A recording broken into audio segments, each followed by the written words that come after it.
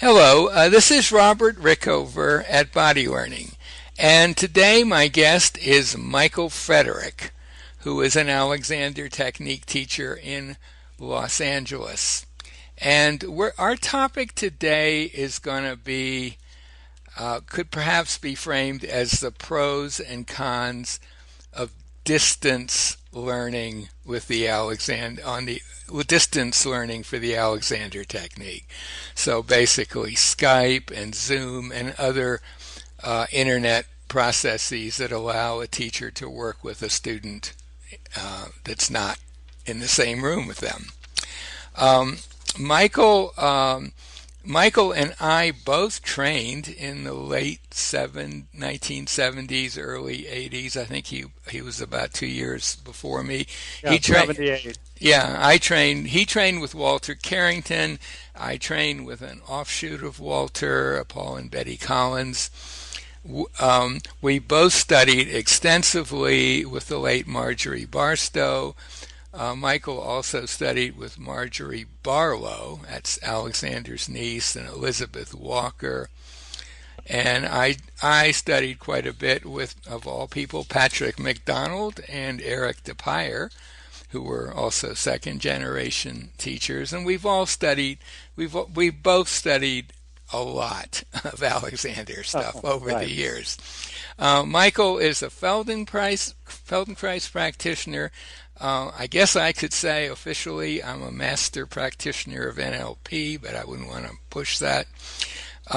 Michael is the founder and creative director of the Alexander International Congresses and the director of Alexander Retreats International, which is workshops for the general public taught by top Alexander teachers. And this year is the 40th anniversary of that. He's also, this is my favorite, Michael, he voted the best Alexander teacher in LA by Los Angeles Magazine. And I think, if there were a Lincoln magazine, I might be voted the best Alexander teacher in Lincoln. I'd vote for you. You'd vote So, for me. So there's one yeah, vote good. right there. So we've both been around a long time. We both had quite a range of experiences with different styles of teaching the technique. And this topic that we're going to discuss, I know from previous conversations with Michael that we do have some disagreements about, or different perspectives on, perhaps. So it'll be an interesting conversation. I'd like to start by just talking a little bit about a distinction that may be kind of important here, which is what is the Alexander technique, and secondly, how is it taught? What would your answers to both those questions be? Well, I mean, as with anything, there's always multi-layers. Uh, if you look at history with F.M. Alexander, he was a young actor, about 24, and he lost his voice. Now, I've spent 40 plus years working with actors in L.A., and I see the same patterns that FM went through. Sure. They tend to ride on a certain modicum of talent at the beginning, but at some point they're giving a bigger role than they're actually used to, and they start to feel a little bit over their head, and that actually sets up a fear response. It triggers what would be called a low-level fight or flight response in the actor. Mm-hmm. The actor calls it stage fright. Mm-hmm. But what occurs is that with that stage fright, fight or flight response, there gets to be a contraction in the body that puts pressure on the breathing mechanism, which is the rib structure, and then the breath, the foundation of the voice, is impaired. And in Alexander's case, and with other actors, I mean, I cannot tell you the hundreds of times I've heard this, but when they talk, they start to push it a bit because they aren't getting the sound they want. Sometimes the voice goes up a little bit in pitch because of the lack of foundation, because of the downward pressure from the fear reaction. And pretty soon they start to get a rasping sound, and they start to interfere with the quality of their voice. And in Alexander's case, he actually lost it. And in his year, in the late 1890s, his type of acting was very broad, proclaiming. I mean, it was before Konstantin Stanislavski and naturalistic acting took hold, and the type of acting Alexander did was not microphone. That technology didn't exist, so he strained his voice, and therefore he lost his voice. And what he discovered was every time he tried to be right, he still lost his voice. So that got him to stop and reflect and reason it out. And he started to observe himself, and then through the help of people in the acting company and so on, he saw that he had this tendency of pulling his head back and down, and this is what put the pressure on his breathing mechanism. And he realized that every time he was in that pattern, he was still going to lose his voice. It was like it wouldn't work. So what he did is that and this is his genius, he understood through the process, instead of trying to be right, through the process of negation and subtraction of that interference, head pulled back and down, shortening and narrowing down through his body, gripping the stage a little bit with his toes and gasping air in on the phrase. Once he started to learn how to delicately subtract those habits of interference, he started to release out of the fight or flight response, come back to natural length. The breath freed up. He had the foundation for his voice. He wasn't getting the raspy sound and the vocal folds, and his voice came back. So in essence, and I took a bit of time to explain this, but in essence what the Alexander technique is observing when the fight, flight, freeze response has become fixed, and then in one's central nervous system and in the head-neck-back relationship, and learning how to release out of that, increasing delicacy of movement, coming back to better posture, a dynamic upflow of energy, and so on. Now, what occurs is a lot of people aren't actors, but they come because their back hurts them, or they've tweaked this or that in their body. But a lot of times that tweaking, that slight injury, is simply the ramification of poor use of self, which comes about through all these habits I talked about. So the technique always comes back to one's reactions and learning how to create a space between the stimulus, whatever that might be, and one's response. That inhibitory moment of creating a space and then actually manifesting it into length is what the technique's about. Right. And I mean, Alexander's own story, of course, he was a reciter, but really the problem he was up against is a problem that pretty much everybody is up against in some activity or other. That's right. Anytime there's whatever's happening to you is not what you wish to happen. The food's cooking on the stove, and that important phone call you've been waiting for all day comes in at the very same moment of a critical moment in cooking. That sets up this low-level fight or flight. So there's a contraction and tension. So anyone can use it. And his genius, you have to say also, was in really focusing primarily on eliminating or releasing harmful habits, more so than in trying harder to do the thing or do it differently. None of that's likely to work if you still have those harmful habits. So, okay, and I mean that's his story, and you could say, today's Alexander technique ultimately sprung forth from that with a lot of developments over the years. But if we talk now a little bit about what the delivery system is for gaining that ability, Alexander's delivery system was self-observation and using mirrors and so forth initially, as I read it, and of course at some point he started teaching people. And it seems as though what he was teaching early on, he actually labeled Delsarte method. But he doesn't seem as though he was using his hands at all at the very beginning when he was teaching. There is this famous story that he taught his brother in 6 non-hands-on lessons to become an Alexander teacher, whatever that means. But so he had a certain kind of delivery system. The delivery system that was popular, I would say, during most of the 20th century and still is probably the most popular system would be a combination of hands-on guidance by a teacher and verbal instructions to wake up a student, if you like, to the kind of discoveries that Alexander made. Would that be a fair? No. I would agree with that, but I would go back a little bit. I'm holding in my hand, just by chance, 2 very ancient turn-of-the-century books on Delsarte method.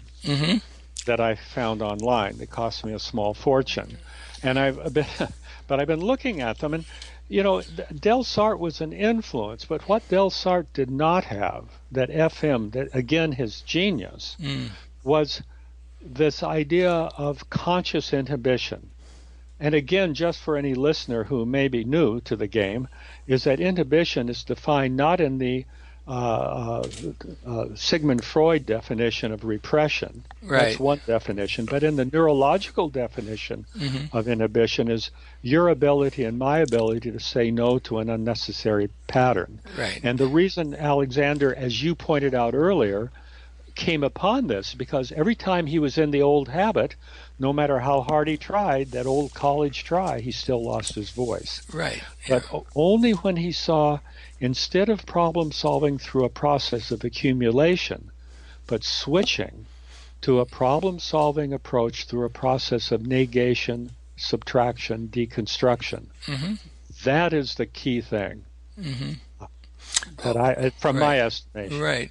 But just to add one more thing about Delsarte, the Delsarte that Alexander was undoubtedly exposed to in Australia came from Delsarte's younger brother, who immigrated there, to Tasmania, of all places, in 1851. Right.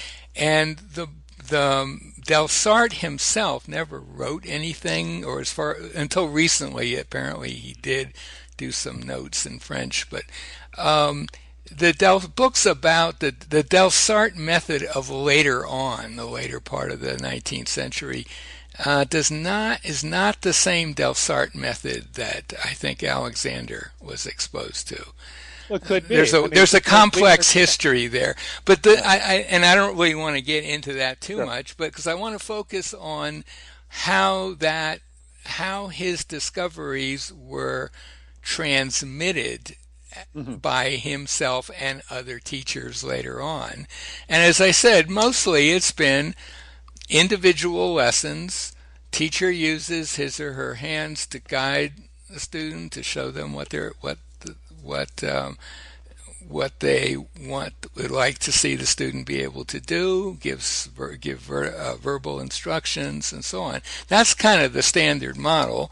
It was modified somewhat in the late 20th century by group work appearing, where you had not just one teacher and one student, but one teacher and, depending on who they were, many students, right?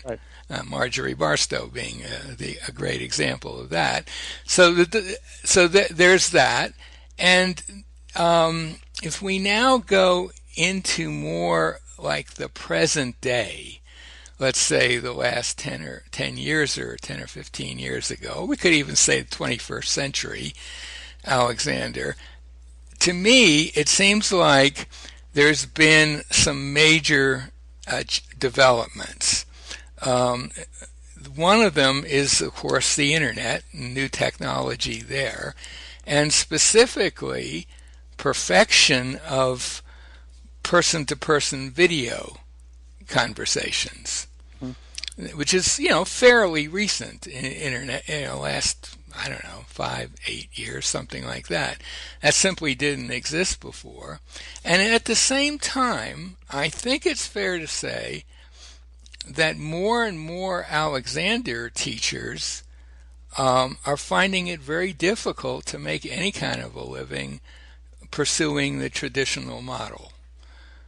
Well, yeah, but what you're bringing up is a big topic. It's a big topic, yeah. Right, because there's real reasons Alexander teachers aren't earning their living. Yeah, well, some of them are self-imposed. I mean, honestly, the Alexander world has done a miserable job of getting itself out there in a useful way, but also, I think the economics of having someone come to you for a lesson, drive maybe, who knows, half an hour, comes to you for a half hour, 45-minute lesson, and then drives home. Not all that many people have that ability these days. The workforce situation has changed dramatically. It's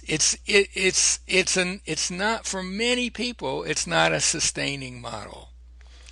And so what has come along is, you might say, I mean, you wouldn't say it, but I would say, a solution to that problem, which is, instead of saying to people, well, you got to get to my place and have a lesson, and then you got to get home and cook dinner for the family, you could just take a half hour or 45 minutes out of your day at home and get online, and you can get a Skype or Zoom lesson with that.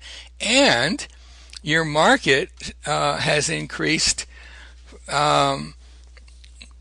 Even if you live in a big urban area like New York City, your market has increased at least 1,000 times. More than that, you suddenly, the world is your market. And the economics of that are pretty overpowering. And the question that we're left with is, what are we losing? What are we gaining? Well, let's back up a little bit. Okay. If I reflect, like when you and I are in England, back in the 70s, yep.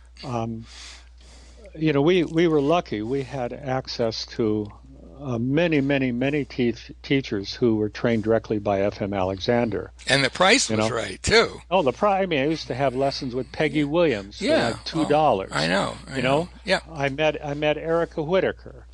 She was in Australia, but she would come, and there were all these people, not to mention Patrick MacDonald and Marjorie Barlow and Bill Barlow and Walter and Dilys Carrington, and and then there was a whole nother tier.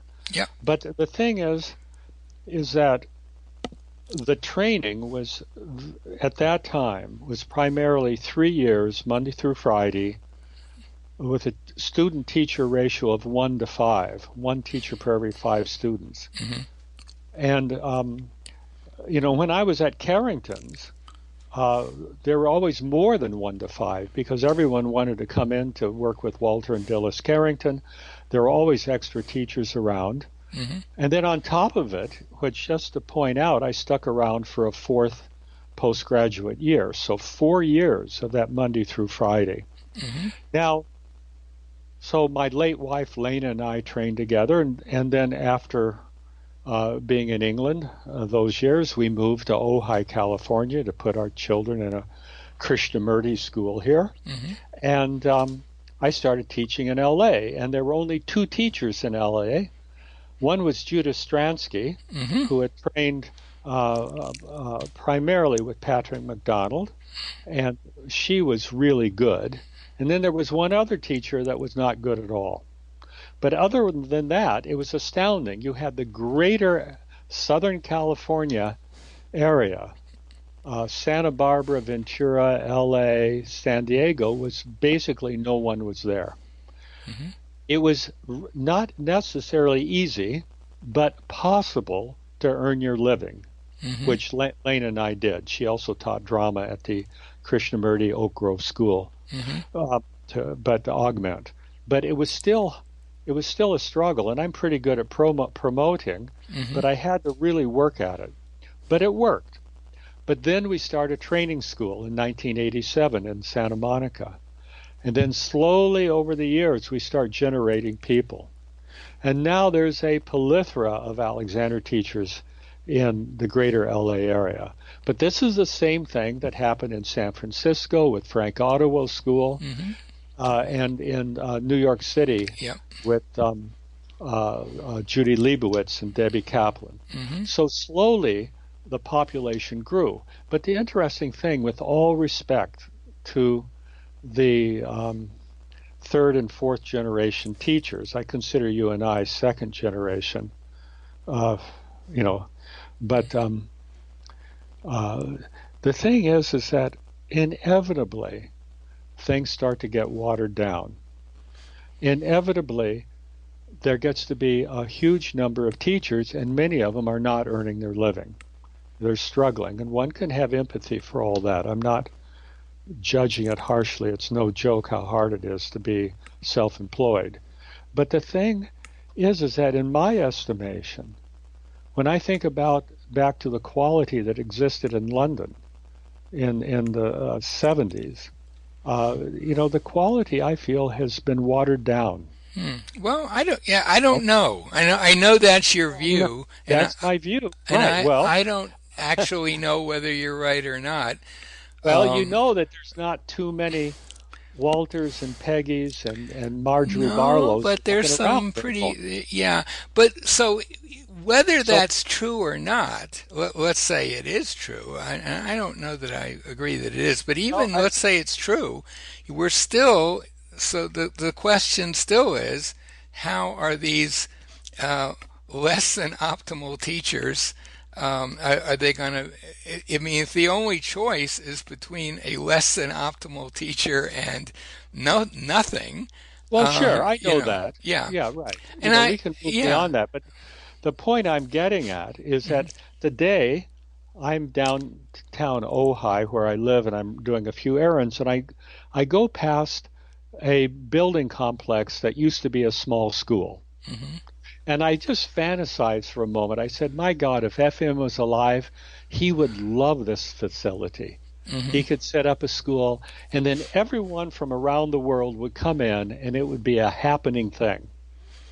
mhm, I don't know anyone in the Alexander world anymore, after Marge Barstow died in Lincoln, Nebraska, who has the gravitas and clout to be a magnet for that sort of thing. You see, the yeah, yeah, magnets have become weaker, is my point of view. yeah, yeah, okay, but so if it's become watered down, you have to say that's not today's teacher's fault because they No, didn't get proper training. no, it's the usual pattern. You Yeah, can find it in a lot of disciplines. right. Well, Yoga is a perfect example. I know a lot about it. yeah, So, I mean, it's sort of watered down to what you have is what I call gym yoga in the storefront down the street. yeah. Well, That someone runs who's hmm, done a summer's training. right.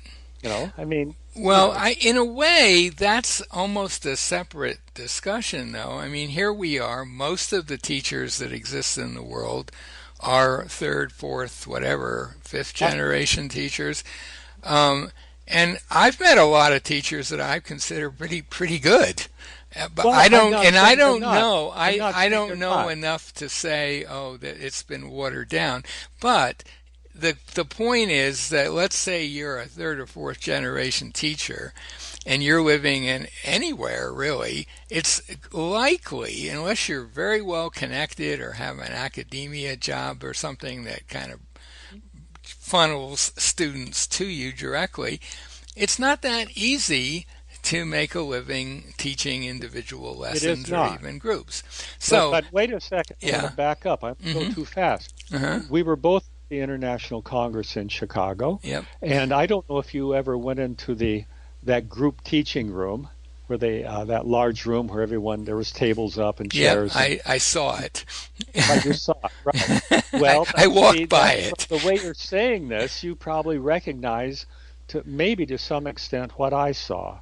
You know, I saw a huge amount of simply table work Well, made people feel good. that's what I, I saw. That's what I've always seen at those things, just but table after that's the way table, it which is. is kind of not the point, really. I mean, it's like important, but not the main. That's exactly right. You Yeah, see it in the AGMs. It's the same right, thing. right. Annual general meetings, and here in Hmm. England and Yeah, Germany, it's the right, same thing. right. What I'm getting at is that rigor that you and I experienced, especially with Marge Barstow, Hmm. was a different quality. And Walter Carrington was the same way. Hmm. Yeah. Different quality.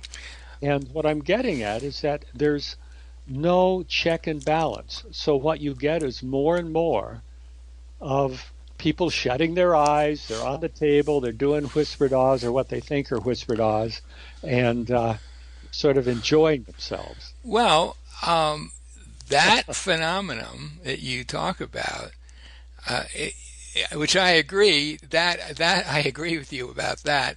Um, and if that's something that you're not in favor of, um, I would think, Michael, and I'm kind of taunting you here, I know you are that because I know you how would bright you are. be very enthusiastic about distance learning because Well, distance learning, the most distance learning is going to involve the student being in an active situation or sitting or standing or doing something. well, fair enough. Very. I Right. mean, there might be a little lesson on how to set things up for constructive rest. I mean, that's useful, but mostly when at least when I'm doing distance learning, I'm working with a student's thinking right All from right. the start.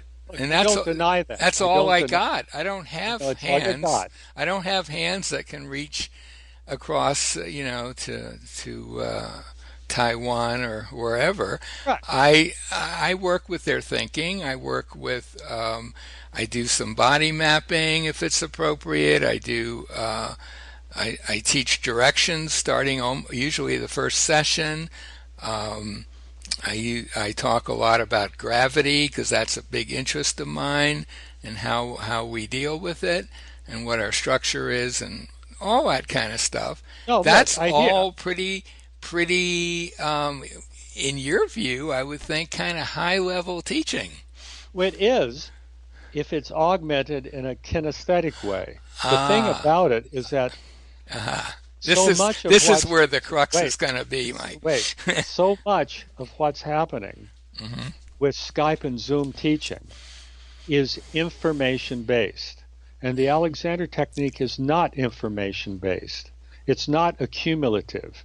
The Alexander technique is a process that through a dialogue, psychophysically, as it were, with the teacher, it brings the student and the teacher within the present moment and dealing with what Alexander called debauched kinesthesia or faulty sensory appreciation, which is so rampant and so Hmm. elusive that one of the issues with Skype and Zoom teaching is that unless you have an enlightened being on the other side who understands his or her own illusion of self, people are going to be in their old habit.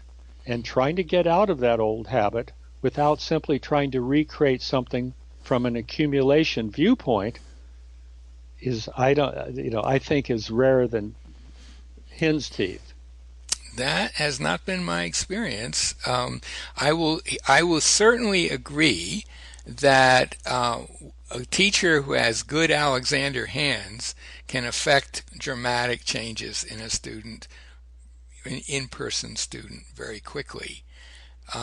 However, the question is, how much is the student really learning that they can take with them into the real world? And my experience, and I can only speak to my experience. Whenever I have a new student, whether it's an in-person student or a Zoom student, uh, I always want to know whether they've had lessons before, obviously, and what how do they use the technique? I mean, what's their strategy for using it? And almost none of them have a strategy other than if something's wrong, I go back to my teacher. I've very Well, that's a rarely. limitation of the teacher. You see, the teacher needs to teach them how to work within themselves. Well, my theory is that most most students are sort of dependent on teachers' hands, and most teachers are dependent on using their hands to teach.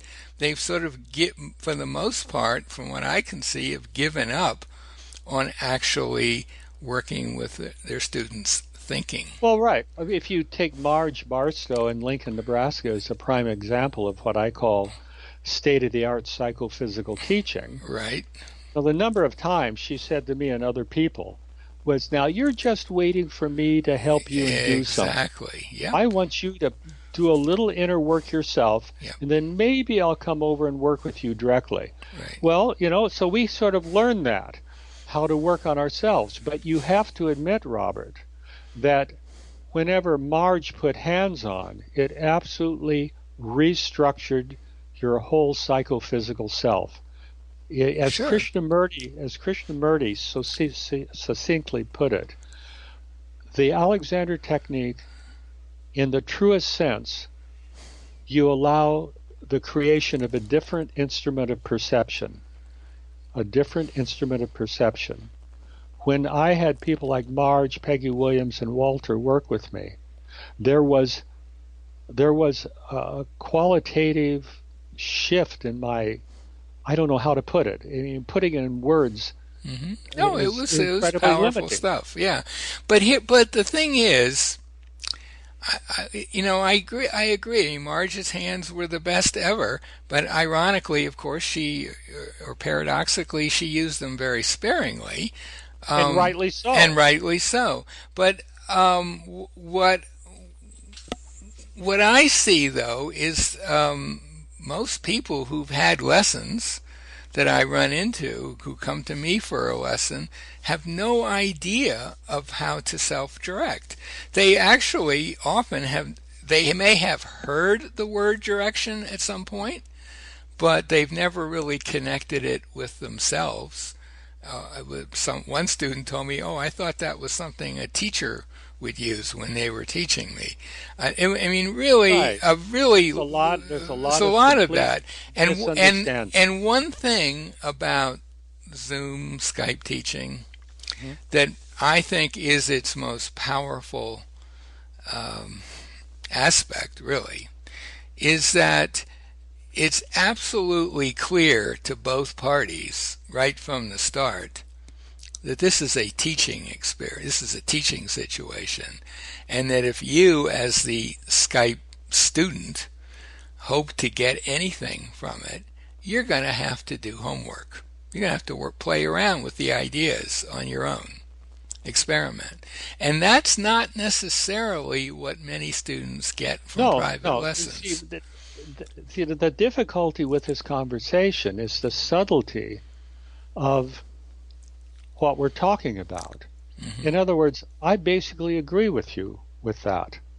Most people don't work on themselves. Most people are waiting for the teacher to do it for them. Most people don't have if I use a yogic phrase, a practice, an Alexander practice, like a yoga practice. And Skype and Zoom students who stay with it for 2 or 3 sessions at least are doing that. Well, they may be doing that, but what they're missing is the deep inhibitory action of the teacher's hands, assuming the teacher's any good, you see. Mm-hmm. That's the thing. Alexander was missing that. Well, forget Alexander. He was an aberration. He was... Was he an aberration? He was a genius in his own little niche. Yeah, you're dealing with a man who Walter used to tell a story about his mother, was a midwife who was an incredibly strong-willed woman. Used to get on the horse and hop the fence and go over and deliver a baby at the farm down the way, and who Alexander was quite a sickly child, and Yeah. she basically willed him into good health. Yeah. So that internal will, that ability to stick with something, was inbred within Alexander, and he had such a passion for acting. He did not want to give it up when he lost his voice when he was 24. So it set him on the path of I really wish to get my voice back. Mm-hmm. And he also wasn't sidetracked by all the constant stimulation that exists today, Right. or the medical stuff. I mean, if Alexander was Mm-hmm. alive today, I'm sure there was some little pill to, what do you Right. call that stuff you take? Beta to cut blockers. Or beta who- blockers. Yeah, who I mean, knows? he Yeah. would have had a beta blocker, and he Yeah, probably yeah. would have gone back on stage and just been a mediocre actor. Yeah. You see? Well, I have to disagree with you about the current situation because people who actually are willing to take the little experiment, you might say, the little leap of faith, and actually arrange for a Skype session or Zoom session, they're often already in the mindset that this is something that maybe they can learn something. No, I think you're right. They And may so be more it's a certain motivated. bit of self-selection. I have a Some of practical them, for example. some of them, my experience is that maybe half the people that I teach a lesson or two to just decide not to continue. I think because who knows, they're not willing. I may not be doing the right thing with them, or they're not willing to actually experiment. But another half often become really good students of the technique, Well, fair enough. and down the road, once they've kind of gotten most of what I can convey to them with Skype, and it's usually maybe a dozen sessions or so. If there's anyone near them who is a decent Alexander teacher who's not going to berate them for having had Skype Right. lessons, and Right. that is a problem, then And that's- I suggest I would- to them, Right. hey, here's a teacher not far from you. Why don't you give her a call and have a couple of lessons? No, this is correct, and I get that. I really understand what you're saying. I would also say that any Alexander teacher who would berate anyone because they were studying with Robert Rickover doing Skype because they lived in Timbuktu is a not very intelligent Alexander teacher with a very narrow mindset. But whatever. But that does. I mean, I have to Well, be it's very true. careful. I have to check with the teacher ahead of time. Say, I got this student. How do you feel Oh, about yeah, it? but Blah it's blah sad. blah. And Yeah, it's crazy. And I will say also that I'm dealing with a population that is totally comfortable with the idea of studying pretty much anything online. And certainly, Well, sure. people in Southeast Asia, which is one of the main groups of people that I teach, they're really great. They speak English, they got good internet connection, and they are totally motivated. I mean, they'll have violin lessons online, they'll have yoga lessons, the Tai Chi. These people. For them to study something online is the most natural thing in the world. So I feel as though it's a big mistake to say, well, this online teaching is watering things down. It's certainly there are no hands there, that's for sure. But in a way, that's kind of a positive thing. It really forces both student and teacher to be very clear in their thinking.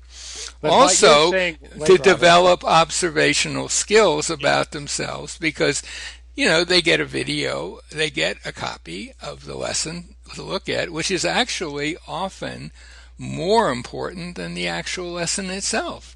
They can actually see themselves. Oh, this is how I stand. This is what happens when I use this direction. I can see the difference. Okay, so That's let's- pretty let's- dramatic for somebody. So the thing about it is that the way you describe it, Hmm. especially with this idea of they may have 10 a dozen lessons or more with you, but at some point, hopefully they go off and work with a teacher If they or, want or to, if they want to, I say, well, there is this other I would think aspect that of the that would be a technique. key Yeah. thing for the I next don't step. think I think for some people it's a useful part.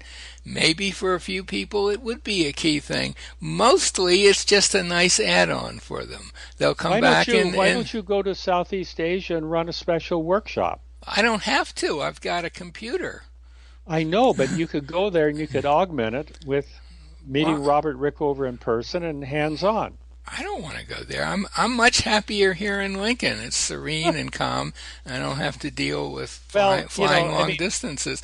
But I'm just saying my experience with Skype has been it can be very, very useful for a lot of people. There are going to definitely be people for whom it is not good, just as any Alexander lesson from anyone might not be right for some people. It's well, just well, that's just the the way it thing, is.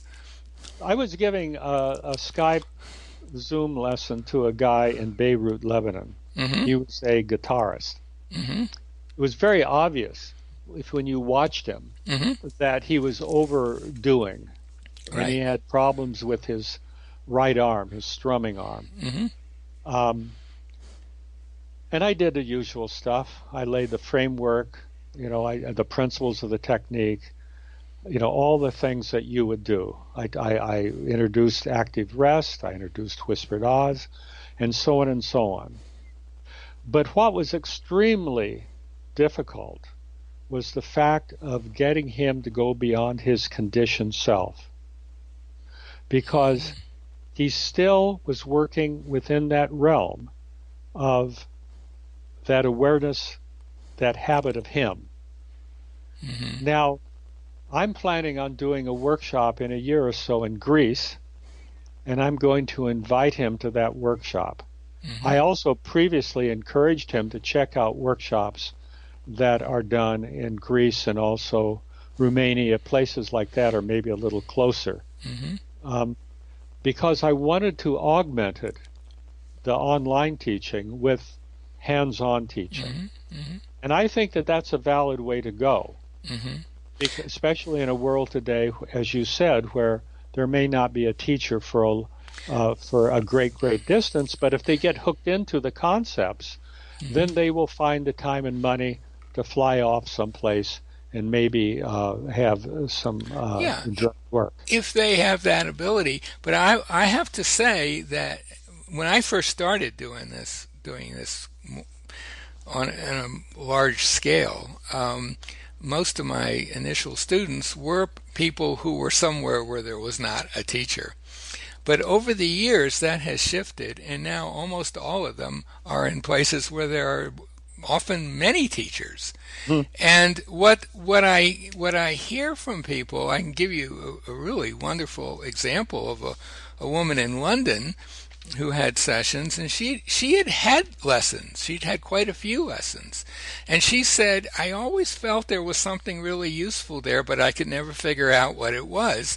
And she had a few Skype sessions, and she said, now I understand what I should have been taught in terms of the ideas, Yeah, and she's now on a training course in England. right. So So that the happens reason you too. were able to do that Well, was because dear Marjorie Barstow, yes. Well, let me give Barstow, credit to her. She because taught observational skills in a way that exactly, and nobody else that's has. right. Hmm. We both experienced it. And then Right. what happens is that you have those skills and you're able to partake them to the student in London, because the London teachers she worked with obviously didn't have those skills, and you woke up that side. Hmm. Great. I've Yeah, got nothing against that. right. But But I just, yeah, yeah, yeah. okay, all right. But I had a thought and it's gone. Keep talking. I'm sure it'll Okay, pop well, back in I'm going to there. talk about a concept, and I'm going to use a word. It's baraka or baraka. You can pronounce it however you want. But baraka in the world in the yoga world or in the world of Sufism in the Middle East is the blessing that just a second, I gotta plug in my battery. I'm so low. My God, I didn't watch that. Come on. There, click in. Okay. So what happens is, I'll give an example. I was studying with a Naqshbandi dervish from Damascus named Sheikh Nazim. He was living in London at the time. And this guy was really a high-powered dude. I mean, as far as his energy. He was akin to Marge Barstow as far as that inner work. And so there would be certain principles that he would want to teach you. But with that energy that was present, you were able to grasp what he wanted to say from a different place. It wasn't just information, it was really psychophysical, emotional learning. Because of that baraka blessing, that energy transference. This is what Marge had. This is what Krishnamurti had. For a decade, I used to go hear him speak in Ojai and also Sonn, Switzerland, and Brockwood Park, England. You know, it's real easy to intellectualize Krishnamurti's work if you don't get it. But when you were in his presence, you were bathed in some type of energy from him that allowed you to understand what he was saying. As he used to say, I want you to feel this in your blood. Don't think about it. Yeah. It was a very Alexander way of talking. I want you to get it kinesthetically. You see? Yeah, but you know, that's all well and good, but I'm certainly not that kind of person, and I don't think most Alexander teachers are. Well, that's one of the issues, because whenever you had Marge Barstow alive and Walter and Peggy Williams and Erica Whittaker, they did have that. I mean, it was in their own way. Right, different ways, but they're not here anymore. That is correct. And in any event, Michael, even when they were here, the majority of the 7.5 billion people in the world had no access to them. Well, that's right. But so you know, if you think that Alexander's ideas are really important for our well-being, especially these days, you'd want to get as many people as possible to start experimenting with them. Well, I would want them to understand that it's not about ideas. It's about a psychophysical experience. That is different than ideas. I'd say it's about a way of bringing about your own psychophysical experience, if that's what you're wanting to say. In other words, and let me just say, I've retrieved that thought that disappeared. I would not be doing Zoom and Skype teaching if I didn't have access to new developments in direction technology, you might say, and if I didn't have Marge's some of Marge's observational skills hadn't rubbed off on me. And if, those two, and there was something else. But I think we need to define what direction is, Robert, you see. Well, I mean, there's different types of direction. If I point to the light in the room I'm in, obviously that's a direction from the tip of my finger to the light. I'm talking about alternatives to the classic stuff like Let My Neck Be Free and all that, which, you know, is a big improvement over earlier stuff, but way inferior, in my view, to newer stuff. But you have to define what is direction. Well, it's it's giving a potential, giving a student a way of thinking about themselves, even saying it to themselves, of what they want to happen. You see, I don't quite agree with that. To me, direction is simply inhibition. You know, I see. I agree with that, but I think this is. If I say neck to be free, it means I know how to absolutely stop the patterns that keep my neck from. I would never tell someone neck to be free. For that very reason. Because I don't want to use a direction that doesn't have inhibition built into it. But it does. It does if you understand it. That's the key. This is maybe a separate topic, but I'm just saying I wouldn't be doing the kind of teaching I'm doing if I were using if I were only had available the kind of directions that I was taught years ago, and if I didn't have the help I got from Marge for observation and other things, and if I didn't have some of the stuff I've learned about gravity and how we and other external forces on us. I mean, those are things that are very, very compatible with distance learning. All of those things, in my experience. So how do you make sure that it just isn't really high quality subtle doing? Well, the directions that I ask people to use don't really have the possibility of any doing. Certainly the ones I would start with, it would be virtually impossible for anyone to figure out how to do them. I'll often start with the most simple direction of all. I'm free. And for most people, that is so weird and off the wall that they can't possibly figure out how to do it. But the interesting thing is most people are completely bound up in the illusion of self.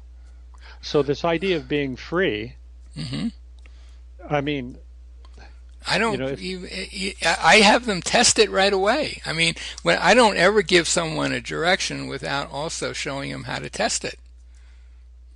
I mean, it's got to my point. If you're going to teach someone a direction, you also want to teach them how to verify that it's actually useful.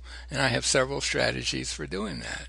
right, but the thing that the classic directions that FM came up with that Marge taught you, Uh-huh.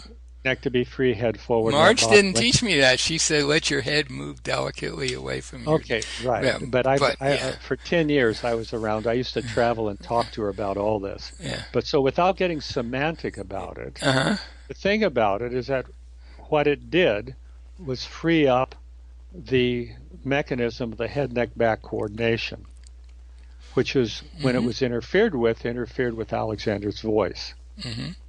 So that's what those directions were about. They were inhibitory in nature, where you Mhm. subtract the Mhm. habit patterns that Mhm. interfere with balanced movement. Or as Marge used to say when someone asked her, "Why don't you ever talk about inhibition?"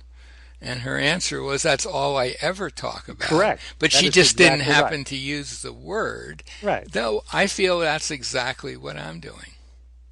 Well, fair enough. And I feel that that's something that pretty much any teacher could learn to do if they aren't already familiar with those directions. Just as kind of a final thought, because we have run a bit over our intended time frame here, but let me just say, as a practical matter, it, the what seems to be happening with great regularity is that a teacher will be approached by someone, maybe a current student who's moved away or a friend of a student, and say, "Could you please teach me or that person using Skype or Zoom?" And the teacher's first reaction is often no. That's not something I think is a good idea. But they're persuaded to try it. And so many times what comes out of that is they're amazed at how much useful stuff they can do with Right. Zoom. So let's. I'd like to say something at the end too. I would like to say Yeah. that Marge would say very clearly, "My words talk to your thinking, my hands talk to your body. It's the hmm same message." hmm And she would also agree that that message is basically inhibition. You can use different words at different times, hmm but it's to give the experience psychophysically of inhibition. hmm And I know in all the years with Walter and Dillis and traveling with Marjorie Barlow, FM's niece, and Elizabeth Walker, hmm they would agree with that. They would hmm agree with Marge. hmm My words talk to your thinking, my Sure. hands talk to your Sure. body. Absolutely. So when you talk about only doing a Skype, hmm to me, you're leaving out the check and balance of the transmission of inhibition from the teacher's hands, because all of those people the Carringtons, the Barlows, Patrick, and Marge would agree that the hands were inhibitory in nature. It was another way of communicating It's another mindful way. conscious inhibition. Yep. But it woke up the psychophysical kinesthetic sense. That was what I experienced with all of them for decades. Now, I can say that on Skype, it's so easy not to have that kinesthetic transmission of inhibition. What there is information that can help you. It can help a curious person who's smart and doesn't have a fish to fry, as they say in England, to learn. But I think it's still, in some respects, limiting. It's not the full shebang. And to me, it's a bit like sex, you see. You know, I mean, How so, Michael? Well, how so? Because you can, if one watches, porn or anything like that, or talk to people about sex, you could get a lot of stuff online. You could study the sexual act and the sex, the organisms of the female and the male. You can learn a huge amount of information online about sex, but it will not be the real deal, no matter how much information or how smart the teachers are who are teaching you. There will be no babies made. You won't have that heartfelt connection of two human beings coming together. It will be, in and of itself, because of the structure of the digital setup, limited. Right, but I would say that the analogy is not totally valid, in that if you can teach someone how to self-direct to bring about, and that will bring about the very kinesthetic changes, or they can give themselves that kinesthetic. Then you're asking. I don't know if that's. Well, I found that to be you have true for a lot of people. And I have to trust you because you're my friend. I trust you. But I would say that the illusion that people live in, the habit patterns of dualistic right and wrong, so powerful. Oh, they are powerful, and they're powerful that if you got them in person too. I mean, well, sure, that's you're correct. you're dealing with that in any case. I can just say in my own case that my Skype students learn more quickly than my in-person students. And they learn stuff in a way that they actually can use and start to use on their own, usually after the first session. And they make significant changes that they are aware of, that people around them are aware of. So I don't know. I mean, you definitely don't have the hands-on, but with a regular lesson, you may not get that. Well, sure, because of the quality of the teacher. And, we know that no matter what branch of the tree you come from, whether it's a module training or a 3-year training, there are some very good teachers and some very poor teachers. The whole spectrum exists. That's the world, yeah. That's the world. But I would say that Alexander, his definition of psychophysical re-education, with inhibition being the key thing, is what the technique is. When Marge says, my words talk to your thinking, my hands talk to your body, that to me was the gold standard. And the truth is, it is not psychodigital re-education. It's psychophysical re-education. The digital world is useful to me for information learning that can augment the kinesthetic learning. Well, I'll accept that's your view, Michael. I would say I would say that's not necessarily the case. That's what okay. I would say. And the thing I like talking about you, because what's more important, and this is slightly off topic, but not. It's easy when you travel the Alexander world and you go to AGMs and conferences and congresses and so on to get judgmental. But what is really the essence and I apply this to the people who study with you, are the people, they're all interested in the principles of the technique. They're all interested in learning however they can. And I think that's what we have to honor. Whether I necessarily agree with the way it's done, so what? I mean, I think we have to support the interest of the greater community. That's the thing. And friendship. To me, the friendship with you is more important whether I'm right or wrong or you're right or wrong. That's, it's like I said, I wanted to start this out like you and I are having a beer someplace and just talking. Yeah. Because the older you get, you realize that the personal friendship is really the key thing. Well, I would not argue that, Michael. As long as we are, since we're into over an hour now. Wow, that's right. As long as we was this long, I mean, what the hell? I'll just tack on a little speculative thing. Okay. Your concern about not having hands-on with distance learning, that problem itself is very likely to change shortly. The technology is already there. It just isn't that. It needs to be refined and made cheap.